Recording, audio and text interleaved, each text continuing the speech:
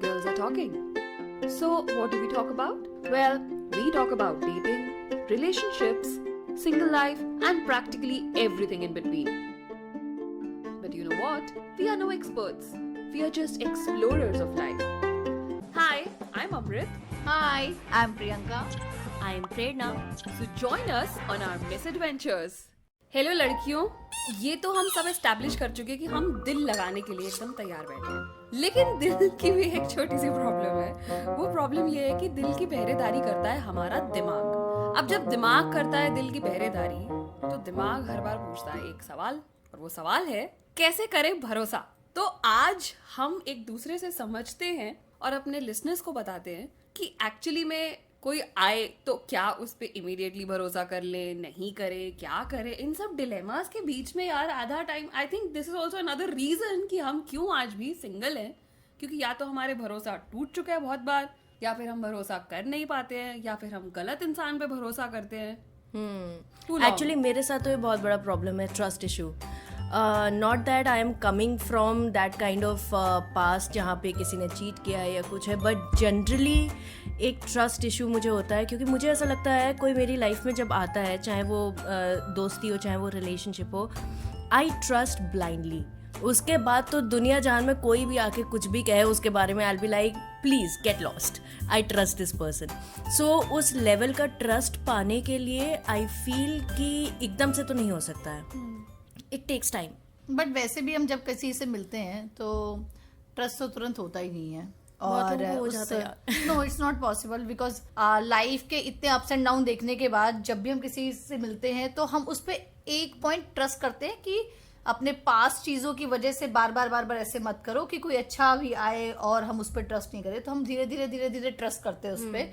अब वो अलग बात है कि जब लगनी है तो लगेगी। अमृत, तुमने ये पिछले एपिसोड्स में मेंशन किया है कि you have had issues in your past जहाँ पर रिलेशनशिप में चीटिंग आई है, धोखा हुआ है, तुमने दोबारा चांस दिया लेकिन उसके बाद फिर डिसअपॉइंटमेंट हुई है। तो how do you deal with that, with the trust issues? यही तो स्कार है। कितना बड़ा बैगेज लेके चल रही हो तुम? बैगेज से ज्यादा मैं स्कार लेके चल रही हूँ, जो स्कार अभी तक हील नहीं हुआ है। तो ये जो चोट लग जाती है ना एक बार, वो आपका सिर्फ रिलेशनशिप अफेक्ट नहीं करती है, आपके बाकी रिलेशनशिप्स भी अफेक्ट करती है। Between making new friends, even professional relationships, you have a really tough time in trusting people. So actually मेरे साथ भी यही प्रॉब्लम हो गई है। या तो मैं बहुत एकदम गिव इन कर देती हूँ, एकदम भरोसा कर लेती हूँ, या फिर मैं बिल्कुल ही खुल नहीं पाती हूँ और बिल्कुल भरोसा नहीं कर पाती हूँ। Both the things are wrong. So I'm also still in the process to understand कि कैसे करें किस पे करें। मैं एक जोक सुनाती हूँ, मेरे टाइप का ही जोक है, मेरे से रिलेटेड है। जब पहले मैं जब किसी पे ट्रस्ट करती थी या डेट करती थी तो ये सोच के करती थी ये हैंडसम है, ये वो तो हैंडसम लड़के जब स्टार्टिंग लाइफ की बहुत रही थी तब उनके ट्रस्ट करती थी, ठीक है। फिर जब मेरे ट्रस्ट टूट गए तो फिर धीरे धीरे मुझे ऐसा लगने लगा कि यार ये जितने हैंडसम लड़के हैं ना इनसे दूर ही रहो, जिनकी ना हाँ ये सुनना, तो मुझे लगता है यार ये जो खराब शक्ल वाले होते हैं ना यार, कम से कम ना इनको तो कोई नहीं देखेगा, इनकी कोई गर्लफ्रेंड नहीं हो सकती। और ये जो मेरा मिथ था और जो ऐसे बार मतलब ये जो टूटा है ना, जिसमें मुझे पता चला यार वो हैंडसम लड़कों को तो साला 2 लड़कियां पूछती होंगी, ये जिनकी शक्ल इतनी भौनी है ना इनको तो पूछने वाली ज्यादा है। क्यों? क्योंकि उनमें ना मुझे लगता है आज की डेट में शक्ल वक्ल कुछ नहीं होती है। तो मेरा ट्रस्ट तो जब टूटा है ना तो ऐसे टूटा कि शिट यार, इधर भी थर्ड पार्टी उधर भी थर्ड पार्टी। तो तुम अगर मुझसे मिल लेती तो मैं ही बता देती। मेरा जो 8 साल वाला बॉयफ्रेंड था उसकी शक्ल देख लो तुम। उस आदमी ने मुझ पे चीट किया है, मतलब उसकी तो शक्ल अच्छी, मतलब sorry he is not a good looking guy. तो बट आई थिंक यहाँ पे जितना मैंने एक्सपीरियंस किया है अपने दोस्तों के थ्रू एंड लोगों की बातें सुनी हुई हैं, I have realise one thing कि देखो चीटिंग करने के लिए ना शक्ल चाहिए, ना अकल चाहिए, ना कुछ चाहिए। जिसको चीट करना होता है वो करता है, चाहे जैसा भी हो। सो उससे क्या हो जाता है ना, जैसे एक सेल्फ रियलाइजेशन है कि बार ट्रस्ट और चीट इन प्रोसेस के चक्कर में ना, अब जब हमारी लाइफ में कोई अच्छा भी आता है ना तो अंदर से डर रहता है, ऐसा तो नहीं कोई झूठ बोल रहा है। यार मैं लाइफ में इतनी इनसिक्योर बन गई हूँ ना because of this cheating thing that I have faced so much, मुझे हर आदमी ना मतलब यही लगता है कि ये तो मुझे धोखा देगा या इसका कुछ तो अफेयर चल रहा है, ये फोन क्यों नहीं उठा रहा. Correct, ये वाला पहला thought थॉट क्या था, ये फोन क्यों नहीं उठा रहा, किसी के साथ है क्या ये. So you start शक की overthinking. कीड़ा बन चुके हैं हम लोग, शक की कीड़ा. Unnecessary overthinking all the time. Actually, in one word, I would just say that I have become an insecure person because of that. Before that, were you that insecure? Like when you were in that relationship? No, I wasn't actually. Actually, I became insecure because my boyfriend wanted to hide me. And the relationship. That stemmed the insecurity, I think. जब आपका boyfriend आपको बोले कि यार साथ में college में नहीं जाएंगे because I don't want people to know that you're my girlfriend. That is what lowers yeah. your dignity. That's when you start feeling कि why can't he show me off? Why can't he be telling people कि I'm dating her, she's my girlfriend? That brings in insecurity and that only leads you to think that maybe he's cheating on you. Yeah, that's true. There's one thing which I have realized when I was surfing dating apps. So अब dating apps में क्या होता है ना कि जो चीज़ प्रियंका ने बोली है, somewhere you know I try to keep my biases aside, but एक गुड लुकिंग बंदा अगर डूड टाइप का बिल्कुल हंक टाइप का दिखेगा ना, I will not swipe right on him, क्योंकि कहीं ना कहीं वो एक डर सा आ जाता है कि देखो जिसके पास ना इतनी हजारों लड़कियां ऐसे गिरी पड़ी दिखेंगी ना, वो बंदा तो चीट करेगा ही करेगा. I don't know how true this is, but I just feel कि वो एक डर जो है ना वो जाग जाता है कहीं ना कहीं. I don't know, I've never dated a good looking guy. नहीं, आई डेटेड, बट हाँ वही है कि उनने भी धोखे दिए, अभी क्या ही. So cheating तो एक तरह का धोखा हो गया, और क्या क्या मतलब प्रेरणा, tell me, why do you have trust issues? झूठ. I can not take any kind of lies. अब देखो लाइज तब है, ये तब पता चलते हैं जब वो पकड़े जाते हैं. एंड तो चांस की तुमने- बात है कि पता नहीं मेरा रेडार स्ट्रांग है कि मेरे वाइब्स ऐसे हैं, touchwood I do happen to catch lies sooner और लेटर. मतलब या तो एकदम से पता चल जाता है इंसान का. आई हैव दिस थिंग कि when I am with somebody, चाहे वो फ्रेंड्स हो, चाहे वो डेट हो, रिलेशनशिप हो, जो भी हो, I am observing people, their behaviour patterns. So कोई अगर आपसे झूठ बोल रहा है ना कुछ उसमें चेंजेस आते हैं उस पैटर्न में, उसके बिहेवियर में. And the moment that happens I start to lose trust. And वो अगर पता चल जाए कि मेरा शक सही निकला और ये बंदा झूठ बोल रहा है, फिर आई थिंक वो ट्रस्ट वापस आना मुश्किल होता है.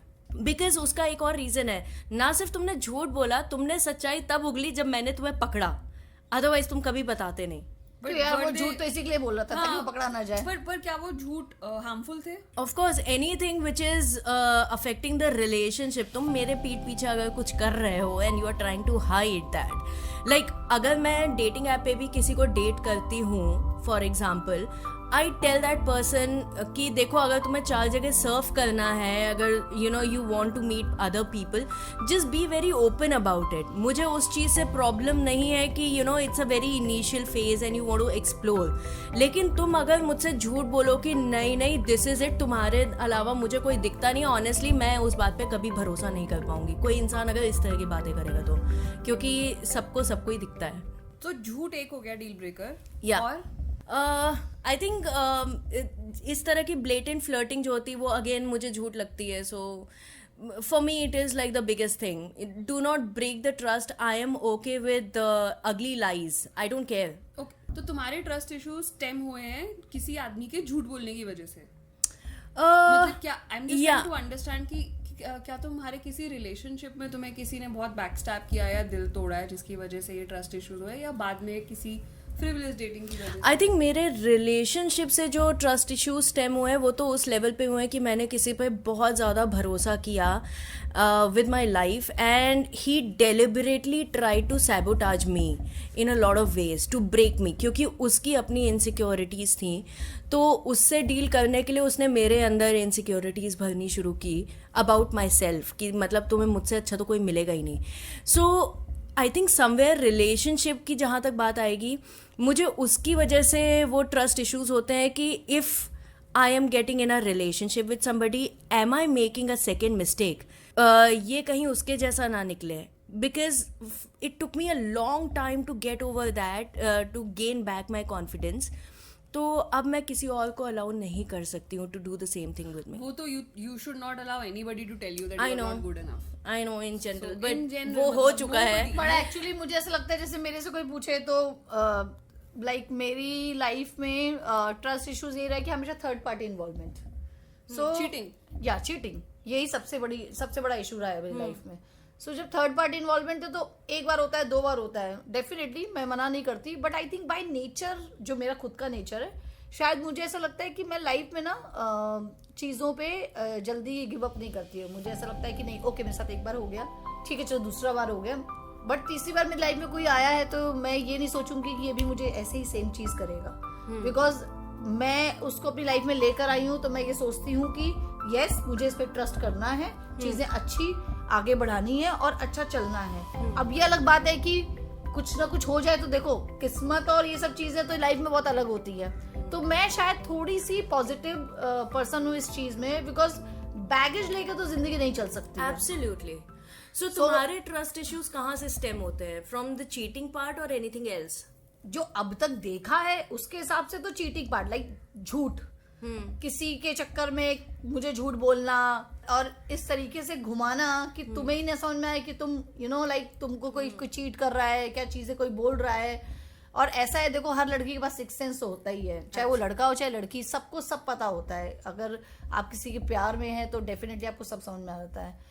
और जब ये सब चीजें आती हैं तो और जब सारे पन्ने आप एक साथ इकट्ठा करते तो आपको पता चलता है ओ ऐसे ऐसे एक एक करके ये सब चीजें हो गई. देन यू रियलाइज कि यस ये चीटिंग है.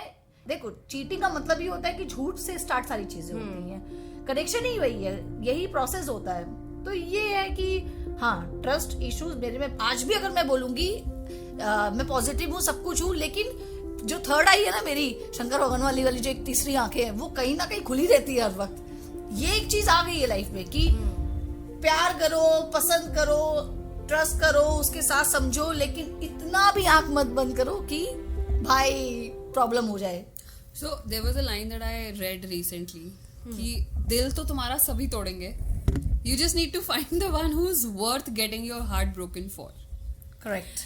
So there's one thing that I want to clarify for myself. Like I am confused by this thing.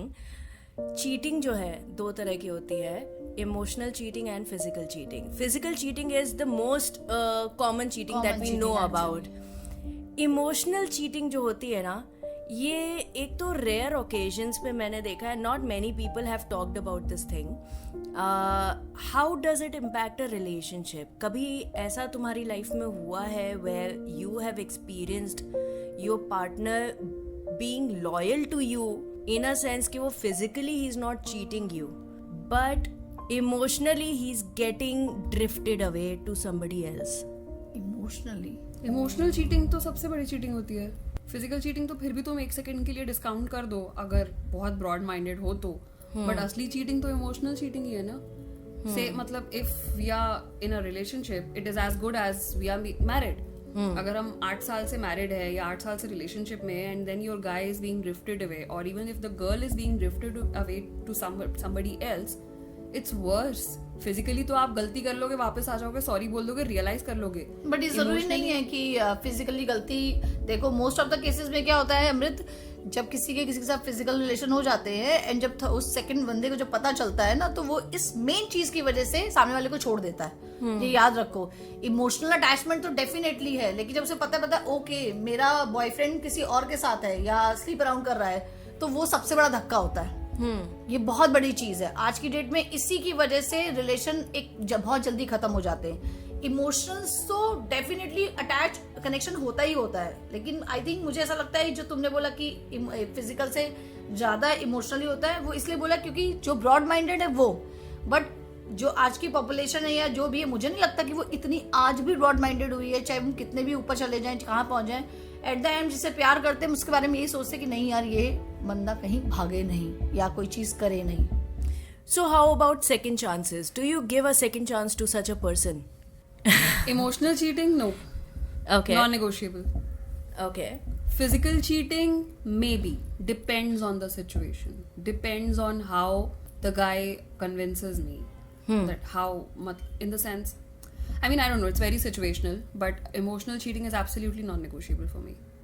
So I have two cases. One of my friends, she said this thing one time that I can deal with physical cheating, like you said, because as long as my guy is coming back to me and he loves me, he cares for me, if he happens to sleep around with somebody, I don't think it will affect me that much, unless मुझे ये पता चले कि he is emotionally drifting away.